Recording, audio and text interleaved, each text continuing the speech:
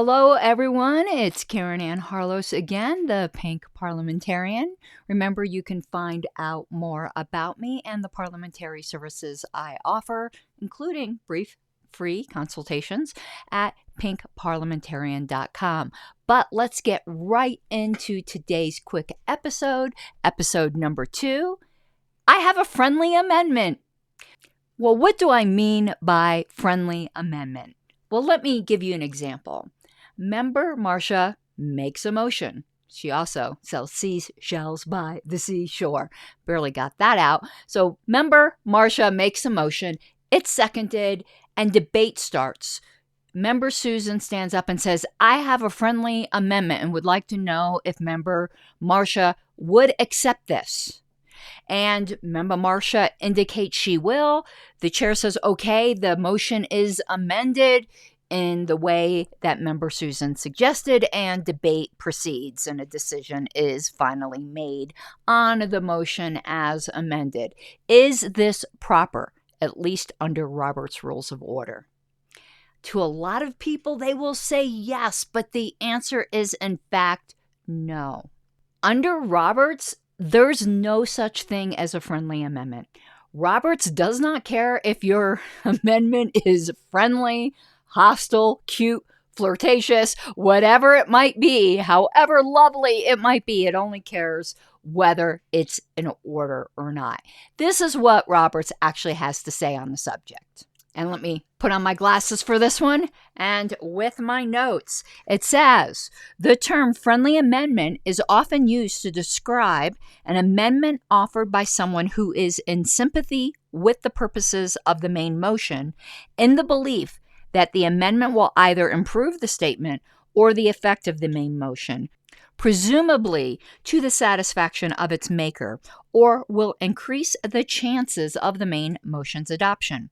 Regardless of whether or not the maker of the main motion accepts the amendment, it must be open to debate and voted on formally, unless adopted by unanimous consent, which is going to be our next episode. And it is handled under the same rules as amendments generally. Now, note, this is when debate is already in progress, after the chair has put the motion, which is when the chair states it to the assembly. And the Roberts reference for that is 1291. The exact same reasoning is used in the American Institute of Parliamentarian Standard Code, though the 4th edition of Sturgis, which is what the AIPSC is based upon, does go out of its way to note that before stated by the chair, this kind of negotiation and wordsmithing does go on. I don't think it's particularly advisable wordsmith before you get to the microphone, and also that the chair can take it upon themselves to ask if there is general consent, if the chair feels that way in reading the room. So, in other words, a friendly amendment is just an amendment. And let me take a look here. The term, at least as far as I can tell, didn't even appear in Roberts until the 10th edition. Demeter's 1969 revised edition doesn't mention friendly amendments at all, but it does mention hostile ones, which I thought was funny. And it did say that they are fully in order and are treated like any other amendment.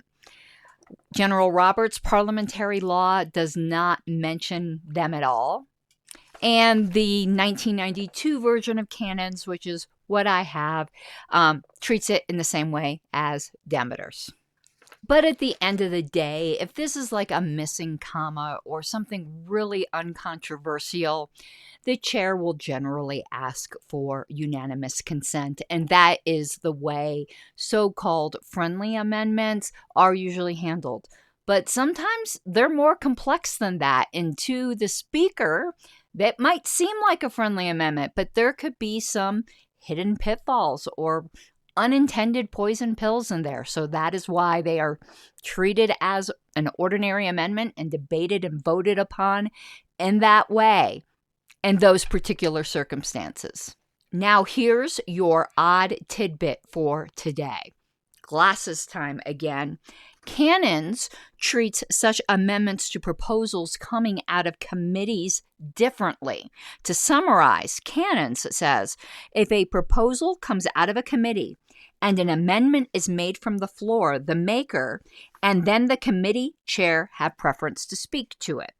If the entire committee is present, as is sometimes the case, the committee chair can take a quick caucus at the podium, which can authorize the chair to simply accept the amendment as if it were the proposal of the committee. Ergo, a friendly amendment. Note that if the entire committee is not present, it is stated that if it seems obvious to the committee chair that the committee would accept it, unanimous consent can be asked for. So thank you so much for your attention, and I hope I can earn your parliamentary business.